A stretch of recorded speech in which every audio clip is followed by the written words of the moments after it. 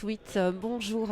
Bonjour. Donc vous êtes responsable du développement de l'Ouvre-Boîte 44. Oui. Alors c'est une coopérative d'activité d'emploi. Concrètement, qu'est-ce que c'est ? Alors c'est un outil d'accompagnement à la création de petites entreprises, des gens qui sont pour la plupart seuls à 2 ou à 3 maximum, et du coup à qui on propose d'intégrer une entreprise coopérative pour développer leur propre activité, en leur fournissant tout un tas d'outils qui sont les outils classiques administratifs, techniques et comptables. Et en leur proposant un accompagnement personnalisé au sein d'un réseau d'entrepreneurs locaux pour qu'ils puissent développer mieux et plus vite leurs activités. Donc concrètement, ça peut s'adresser à une graphiste, à une décoratrice Voilà, il n'y a pas de sélection à l'entrée sur les projets en termes d'activité ou y compris en termes de cursus pour les individus. Ouais. C'est souvent aussi des gens qui sont en demande d'emploi, d'ailleurs plus de 80% de demandeurs d'emploi qui rejoignent les coopératives et qui, à l'occasion de cet espace-temps libéré par un licenciement par exemple, développent autour de leurs compétences l'idée de créer son propre emploi, voire d'aller plus loin et de créer son entreprise. Donc on y retrouve en effet beaucoup des métiers de service, service aux entreprises, donc dans ce qu'on appelle le B2B classique, et puis aussi service aux particuliers, dans toute une gamme de choses. Ça peut être aussi bien le bien-être que le service à la personne avec un autre outil qui est à côté de l'ouvre-boîte, dans les métiers du bâtiment, etc. Donc une gamme large et une diversité d'activités, avec la volonté de garder cette logique un petit peu de diversité du public qu'on accompagne, pour garder aussi des espaces sans doute d'innovation et de créativité. L'idée, l'avantage pour un indépendant d'intégrer une structure comme la vôtre, c'est de ne pas être tout seul, c'est d'avoir un petit peu un mode d'emploi de la création d'entreprise. C'est quoi ? Voilà, l'idée, on est peut-être une posture un petit peu particulière dans le paysage de la création d'entreprise, c'est de considérer que du coup il n'y a pas d'un côté ceux qui savent et de l'autre côté ceux qui ne savent pas, mais plutôt l'idée d'accompagner un processus, parce qu'on pense que la création d'activités d'entreprise, c'est avant tout un processus qui se mature, qui prend du temps. Et du coup, c'est plus du décryptage qu'on fait que de la formation, parce que de toute façon, l'entrepreneur, même dans le cadre des coopératives, à un moment donné, c'est lui qui doit prendre les décisions. On l'aide à décrypter le monde qui l'entoure, que ce soit les clients, les fournisseurs, le territoire. Mais du coup, c'est quand même lui qui doit, à un moment donné, choisir vers quelle direction il veut aller. Donc, on joue ce rôle-là de miroir, on pourrait dire coaching, on n'utilise pas ce mot-là parce qu'on l'aime pas trop nous, on veut le garder dans un mot français, mais du coup ça revient à ça, c'est-à-dire d'avoir quelqu'un qui est capable de suivre le projet du début jusqu'à la fin, d'une manière plutôt généraliste et pas spécialisée, et du coup d'être un fil rouge sur le développement du projet pour aider les personnes à progresser petit à petit vers l'autonomie, parce que notre ambition, c'est de rendre les gens autonomes sur leurs activités. D'accord. En contrepartie de cet accompagnement, c'est un petit peu comme le portage. Il y a un chiffre d'affaires, un pourcentage du chiffre d'affaires qui est adressé à l'ouvre-boîte. Tout à fait. Pour faire fonctionner la coopérative, du coup, on demande à la fois aux gens de venir avec des projets de développement économique.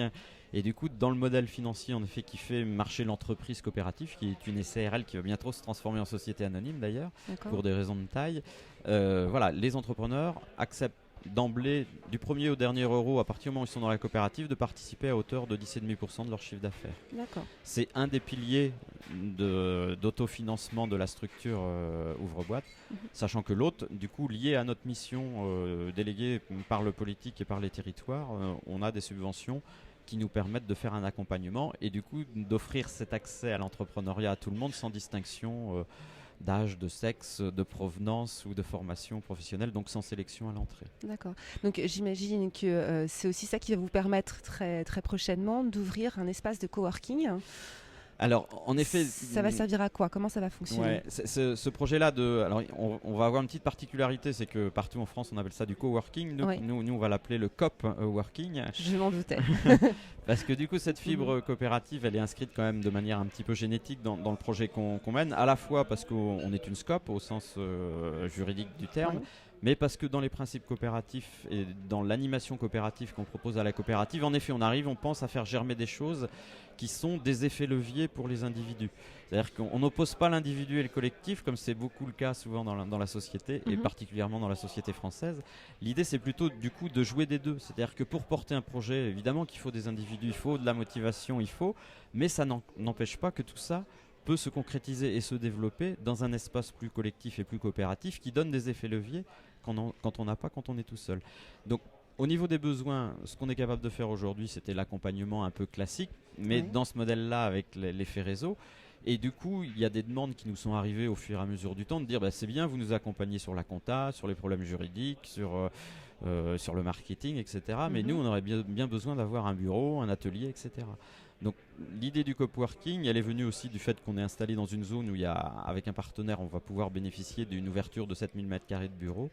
On va dédier un espace de 500 m² au coworking et l'idée, ça va être de proposer, en plus de l'hébergement plutôt administratif comptable, aussi l'hébergement physique à un certain nombre d'entrepreneurs, avec un lieu situé au Sillon de Bretagne, en banlieue nantaise, dans un quartier prioritaire de la ville, puisque du coup on a aussi des actions en direction d'un public de type prioritaire.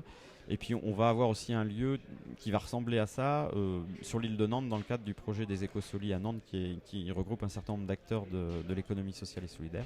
Et comme ça, on aura en plus de la partie accompagnement comptable, juridique et fiscal, la possibilité d'offrir un espace de travail. Alors le coworking, ses particularités, ça va être aussi de ne pas être qu'un hébergement physique.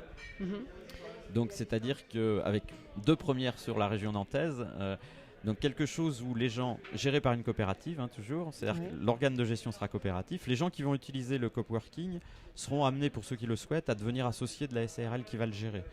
On est toujours dans cette idée que les gens participent parce qu'ils ont besoin de quelque chose, mais ils peuvent aller plus loin s'ils le souhaitent en devenant associés au sens fort du terme, le mot associé qu'il y a dans n'importe quelle entreprise, pour qu'ils prennent part à la gouvernance et que du coup, sur les futurs besoins, sur les futures décisions à prendre, ce soit pas... Ils aient leur mot à dire. Voilà, et que ce soit des choses qui soient pour les entrepreneurs et par les entrepreneurs. Ce qui n'est pas souvent le cas finalement quand on regarde bien le paysage, qu'on soit à la CCI. Alors à la CCI, ici, il y a des élus qui sont entrepreneurs, mais dans la façon d'accompagner, quand on regarde bien, beaucoup de conseillers d'entreprise qui font un très bon travail, c'est pas le problème, mais ils n'ont jamais créé d'entreprise.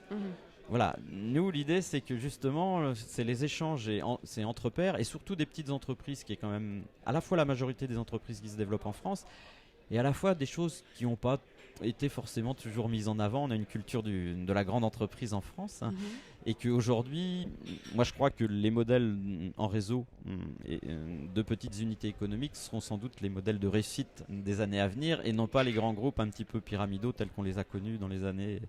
au XXe siècle. Moi, je suis issu d'une grande entreprise internationale de ce type-là.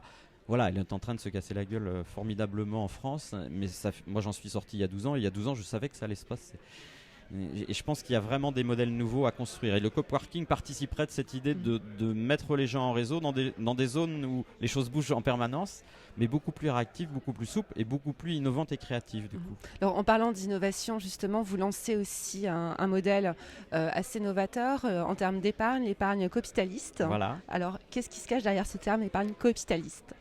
Là, au-delà du petit jeu de mots pour faire un pendant au capitalisme, et notamment pas au capitalisme dans son entier, mais plutôt au capitalisme financier avec la crise de 2008, c'était de dire qu'à un moment donné, pour les petites entreprises, il y a un vrai souci. On a parlé de l'accompagnement, là on vient de parler de l'hébergement. Le problème majeur après, c'est le financement. Et comment faire quand on est une petite unité? Les banques sont assez frileuses en ce moment. Comment on peut faire aussi pour faire en sorte de rapprocher l'épargne qui existe aujourd'hui et qui est phénoménale en France? On est un pays d'épargnants formidable, le livret A a toujours de beaux jours devant lui. Comment cette épargne-là, on peut essayer de faire en sorte de la mettre à disposition des gens qui veulent développer de l'emploi, de l'économie? Et du coup, c'est tout simple, on peut faire un parallèle peut-être avec les légumes, voilà, les poireaux et les carottes, c'est comme les associations de maintien de l'agriculture paysanne qui existent aujourd'hui ici dans un réseau beaucoup développé en France.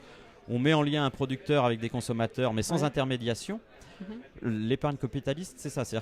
Alors, la loi nous donne, en tant que coopérative, un avantage que n'ont pas les autres entreprises, du coup, c'est qu'on a le droit d'émettre des obligations, sans intermédiation bancaire et sans autorisation de l'autorisation des marchés financiers. Ce qui nous laisse un petit peu de liberté et d'indépendance sur ce coup-là.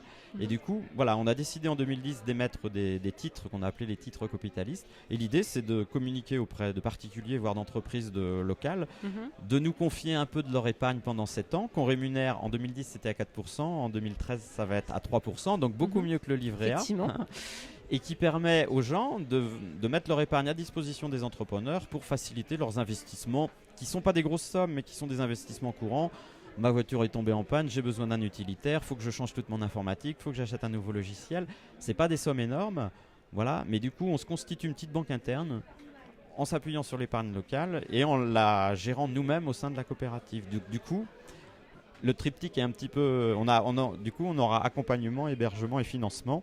Voilà, l'idée c'est d'amplifier le phénomène et du coup d'avoir une solution intégrée d'accompagnement de petites entreprises sur le territoire. Et puis de revenir quand même sur l'effet réseau qui est vraiment, moi je pense, l'élément important de ces projets coopératifs. C'est-à-dire, voilà, c'est évident que c'est dans le cadre du réseau qu'il y a des effets leviers pour répondre à des appels d'offres, pour aller, je sais pas, démarcher, je sais pas, des grandes entreprises, peut-être les échos ou des choses comme ça. Quand on arrive tout seul, voilà, soit on est introduit parce qu'on a un carnet d'adresses déjà quand on arrive, et ça arrive et c'est très bien. Mais les gens qui n'ont pas ça dans leur poche, c'est très compliqué pour eux deux. L'idée, c'est que la coopérative, justement, puisse être aussi un formidable ouvreur de portes et de facilitation d'un certain nombre d'accès qui, on sait, sont nécessaires pour faire fonctionner l'économie, que ce soit la porte politique, parce qu'elle est éminemment importante dans notre pays pour développer de l'entreprise, que ce soit la porte des autres entrepreneurs, des syndicats, etc. Et du coup, de faciliter un certain nombre de démarches qui permettent, du coup, aux petits entrepreneurs, assez vite, de démultiplier les possibilités d'avoir à la fois des contacts, mais aussi d'avoir des affaires, du business avec tous ces gens-là. Donc là, c'était un exemple de ce que vous faites très concrètement en termes de CAE, de coopérative d'activité d'emploi. Il en existe un petit peu partout en France. Tout à fait. Donc notre réseau s'appelle Coopérer pour entreprendre, donc www.coopérer.coop. En effet, il y a à peu près 100 lieux d'accueil aujourd'hui en France. Ça représente 70 coopératives. Certaines se développent de manière régionale.